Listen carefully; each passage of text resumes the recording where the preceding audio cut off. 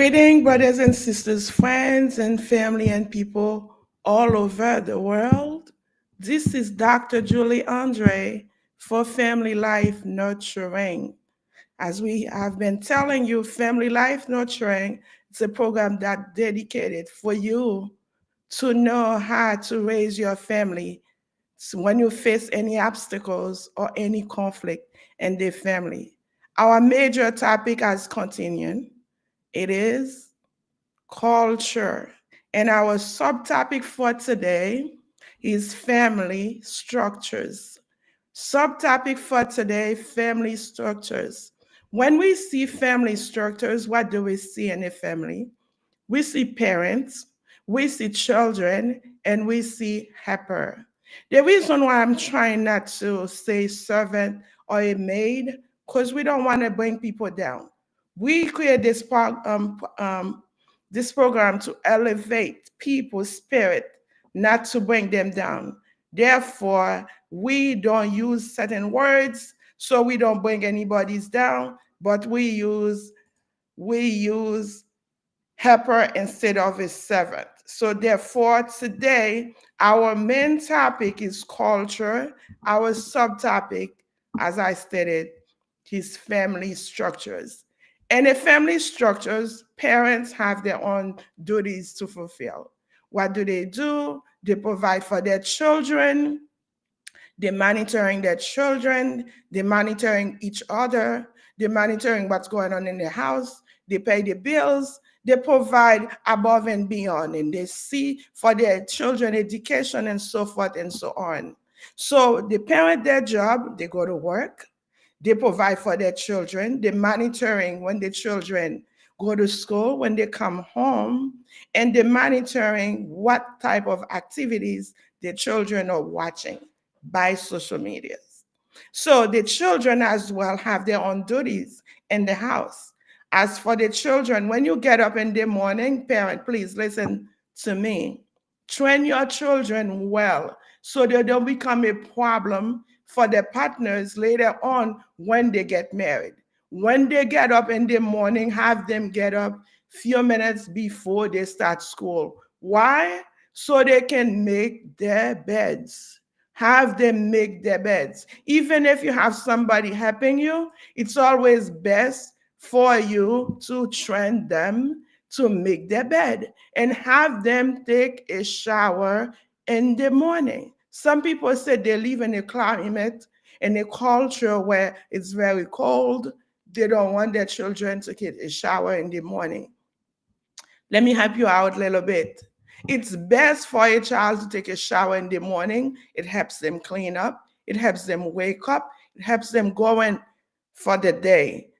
Perhaps in lifetime, they might encounter a partner. The partner maybe love to see his wife or her husband take a shower at night before the individual goes to bed. Imagine you, parent, raise your children telling them don't take a shower in the morning. So this is their new norm. This is their new practice. So now when they get married, they end up going to bed at night, not taking a shower. Let me tell you something. Some partners, you know what they're going to do? Face the wall. They're not going to even look at the individuals that's next to them. And then as well, the children, we say there's supposed to be 5 sets of clothing. Why? The clothes the children go to church. I'm a believer. I go to church. I raise my kids this way. When they get older, that's on them. But while you in charge of them, while they're still underage, it's your job to train them well so they will be useful for the society, for themselves, and even for you. And the most important thing, they will serve God. That's why we say put God first in your relationship. For instance, the clothes the children go to church should not be the clothes for them to hang out or to stay at home having fun. So the clothes they go to church, when they come from church, they're supposed to hang them if they have a closet. And if they don't have a closet, the designated place you've given them, train them to fold their clothes and put them away. Don't tell me, oh, my kid's young. If they can feed themselves, there's stuff they can do as well. You work hard already. You provide for them. So what do? You got to train them well. So when they have their own family, they don't become a burden on their partners. So now they have clothes for church. That's one set. They have clothes for school. Some school people have uniforms. Some school people go to public school. They have regular clothes.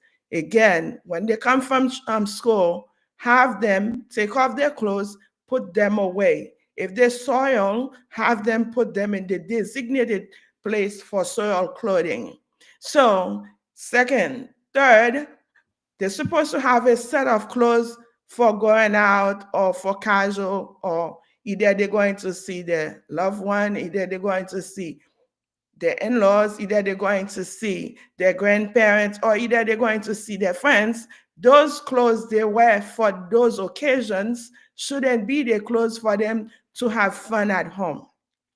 Fourth, they're supposed to have a set of clothes for home. When they are cleaning, they are doing chores in the house, they should not wearing the clothes that they go to church.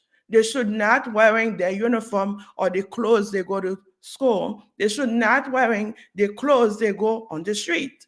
So now we said fourth, fifth sets of clothing, the clothes that they go to sleep.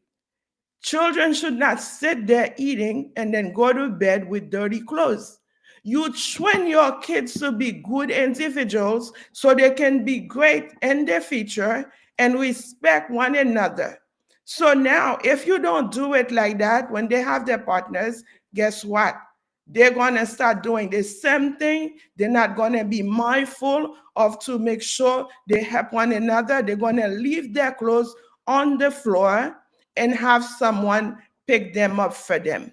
We don't want that for our children. We want our children to be good individuals, useful individuals, somebody who set the bars high. Another thing we say, children come home, parent monitoring their homework. Don't let your kids come home when you know you're supposed to be home at 3 o'clock. Now it's 3:05, they're not home and they're still underage. If they're older, I can understand. Now they can make choices for themselves.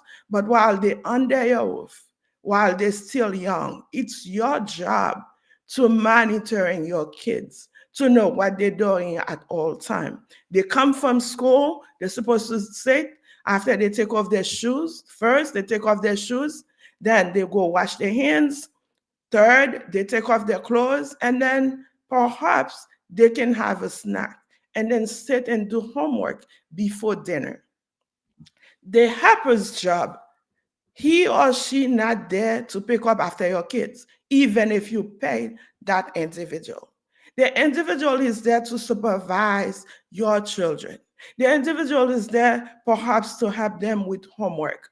The individual is there perhaps to help them, clean a little bit, but not throwing their clothes on the floor and expecting the helper to go and pick up their clothes. Because in lifetime, you never know who they're going to marry. You might set the bar high for them, think they're going to make it big in life.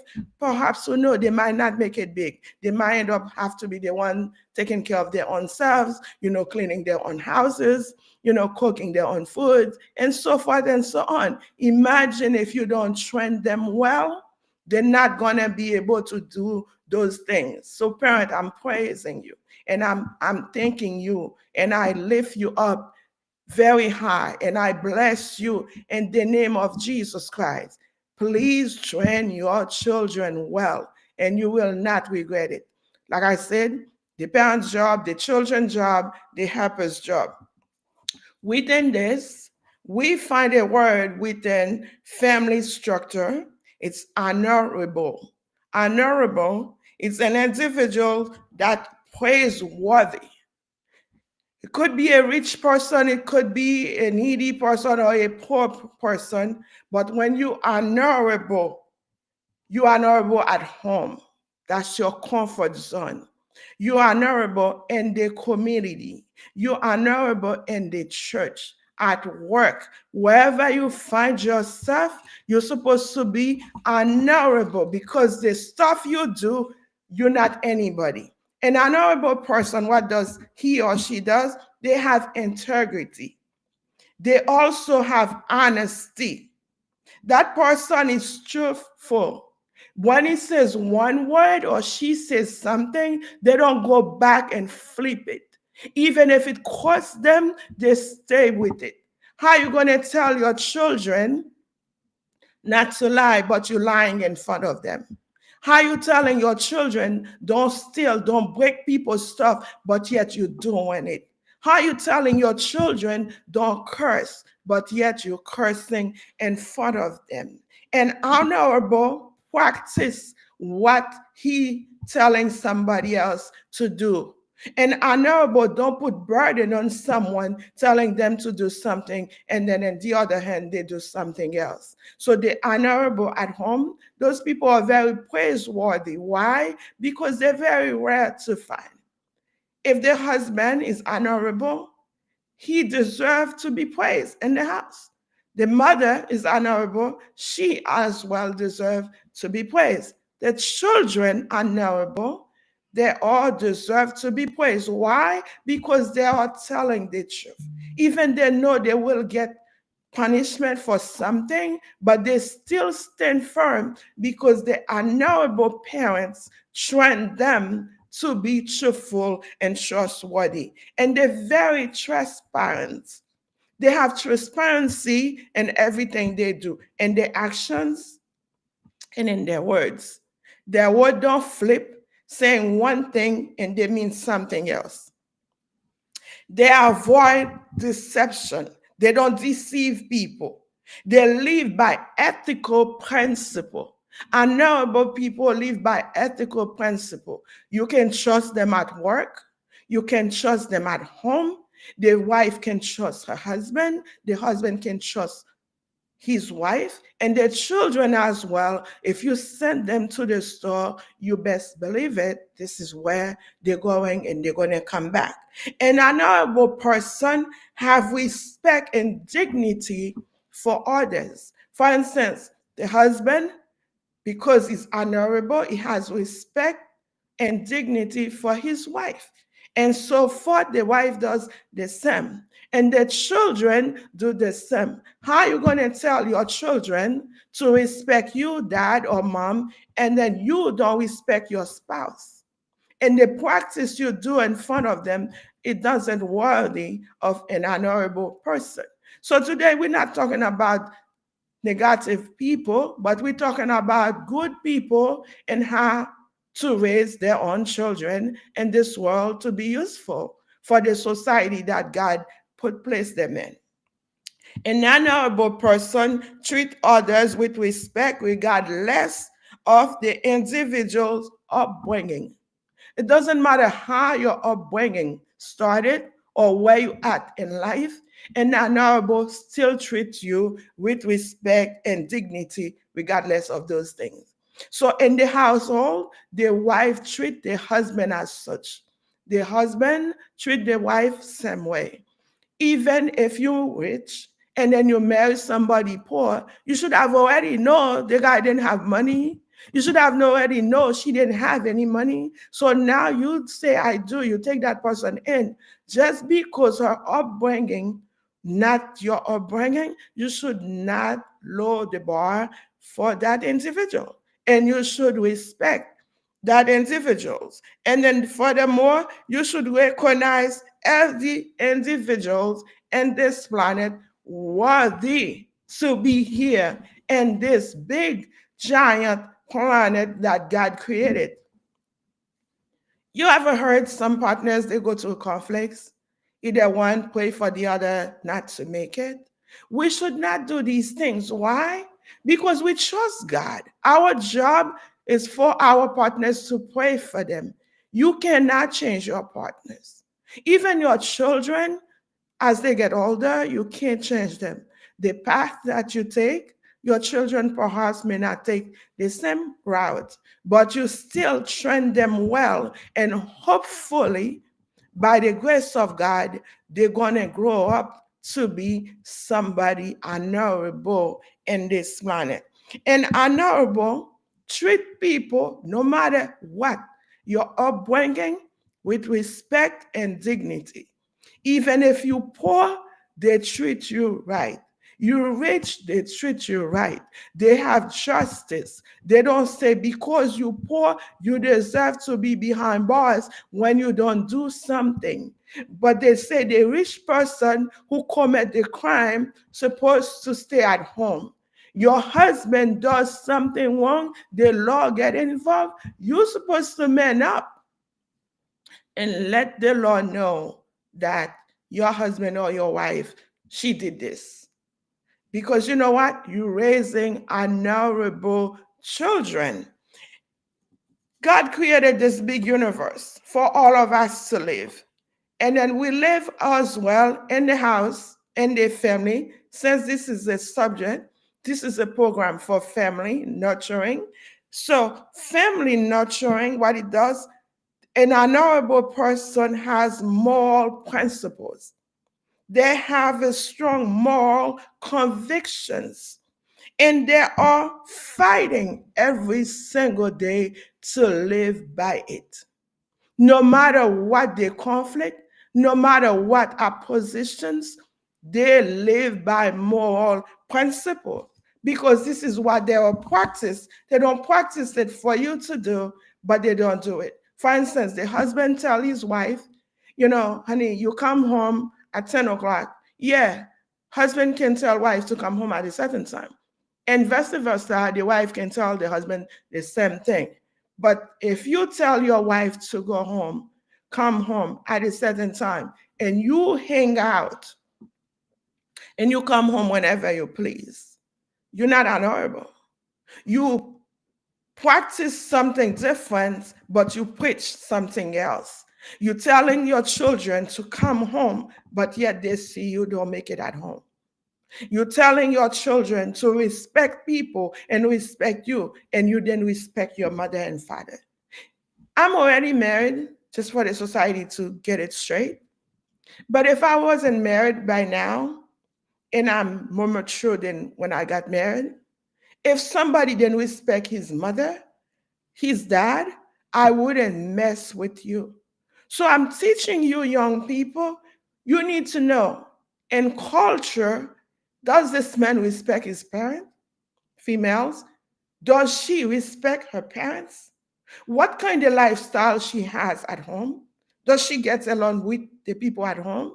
If she doesn't get along with her own parents, what make you think she's going to get along with your parents? A honorable person take responsibility for their own actions, for their own wrongdoings. If they break something, they man up. No matter what it costs them, they said, I break this. But they don't blame it in the children. You never heard sometimes the wife blames stuff on the children? The husband blame things on the children because the wife wasn't there? Because they don't want to get into a conflict because she's a lion king. I mean a lion queen. He's a lion king. If something goes wrong in the house, everybody's going down. It shouldn't be. We're going to have situations, we're going to have conflicts in the family, but how you manage the problem, that's the outcome of it. And you don't run from your conflicts in the family, but you face them every single day. An honorable person, we said, take responsibility for that individual, he or she wrongdoing. An honorable person has compassion. They are very considerate about other people's feelings. If you come home, husbands, you see your wife sad, you must investigate because you have compassion. Wife, if you come home, your husband is sad or is not the way he normally set or acting, you need to investigate. Your children are crying, you need to investigate to know. because you have compassion. An honorable person has compassion. They feel for people when people's feelings are hurt.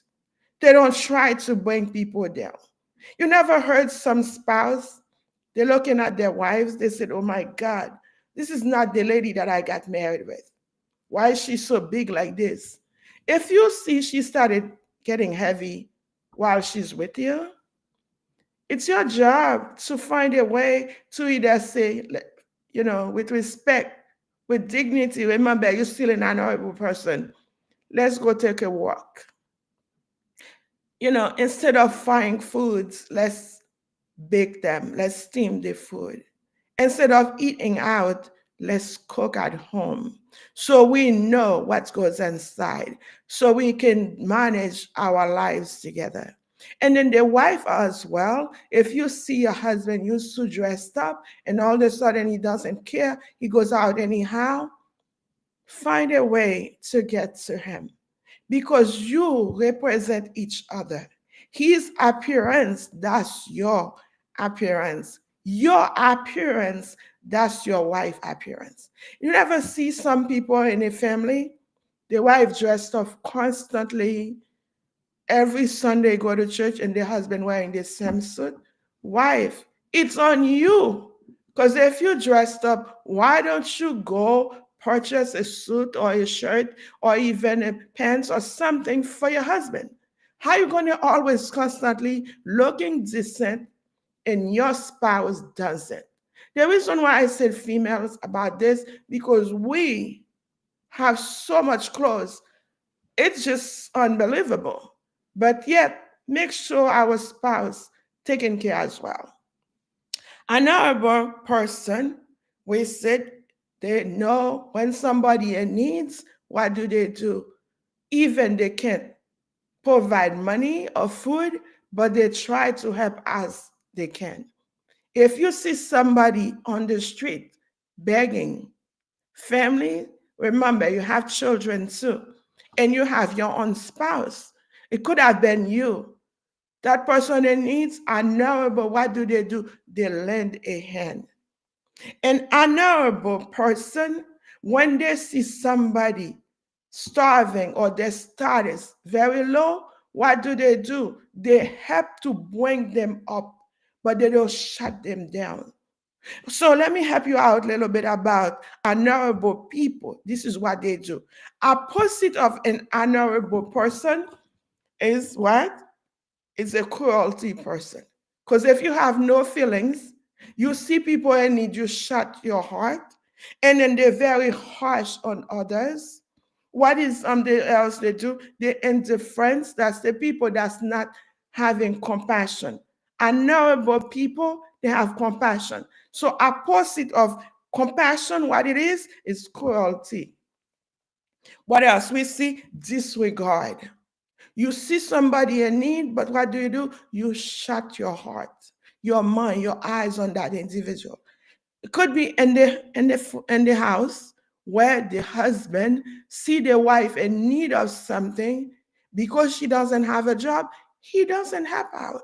Or she has a better job, she's making more money, she started disregard him. Life shouldn't be like that. Once you say, I do, your money is her money. Her money is your money. The children should be taken care as well. Honorable person, that's what they do. If you're not honorable, you don't have compassion, what else? You're a very violent person because you don't care about someone's feelings. When they are crying, instead, if they are sitting and they call, little fresher, you bring them in the hot sunny day. You shut them in the car while it's very hot outside so they can just drop dead. A knowable person don't do these things because they have compassion. Opposite of honorable, opposite of compassion is apathy. These people, they don't care about you. No matter what, this is not their problem. The wife don't come home, it's okay. The husband don't come home, it's okay as well. No, when you have compassion, you love someone, you look out for that person. If he doesn't come home at the time he normally comes home, you call up. If she doesn't come home at the time she normally come home, you call up. The children don't make it home, you check on them. They don't do their homework. It's your job, honorable person, to help them do their job, their homework. Honorable person, what they do, they have emotions.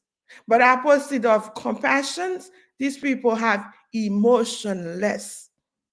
They don't care. You suffering is not my business. You don't eat, it's not my business. You can't sleep. I don't give. I don't care. And then they also negligence. If you don't have compassion, you're a negligence person. You don't look out for your loved one. You neglect your wife. You neglect your husband. You neglect your children. Even the helper in your house. Remember, we brought up the parents, the children, and the helper. And the helper as well. She cook or he cooks. Guess what? You don't look out for them to feed themselves. A knowledgeable person makes sure every individuals in the house eat. Either you, their children, the spouse, or whoever, or the helper, everybody's supposed to be taken care of. When you don't have compassion, you're not honorable, you become very carelessness. You can drop things anywhere. You can go out, nobody can ask you anything. You come home whenever you please.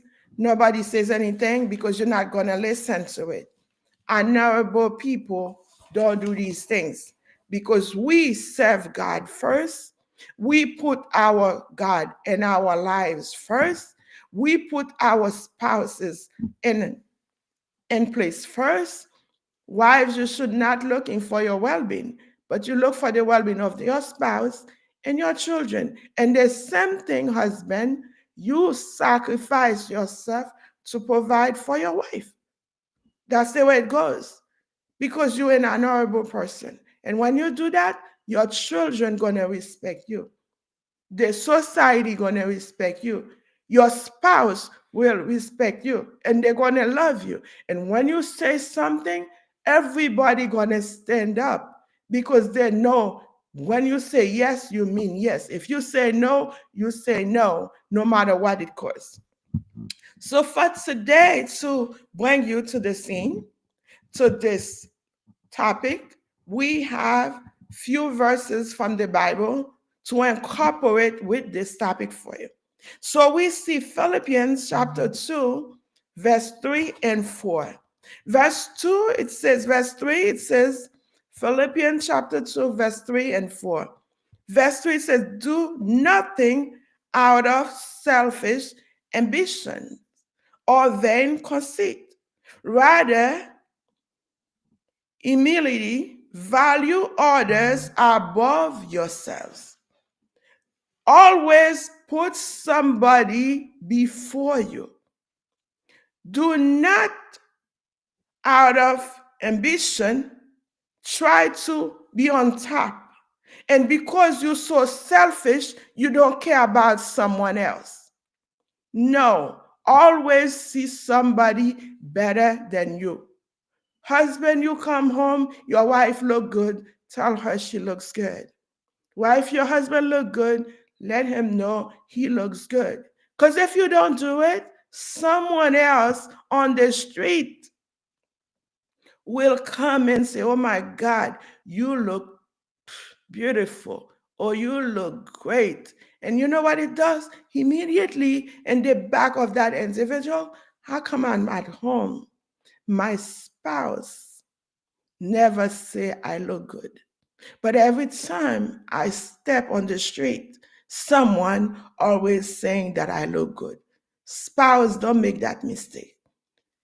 Elevate your spouse mind. Elevated your spouse mood. Elevated their mood. Your children, elevated them. Don't bring them down.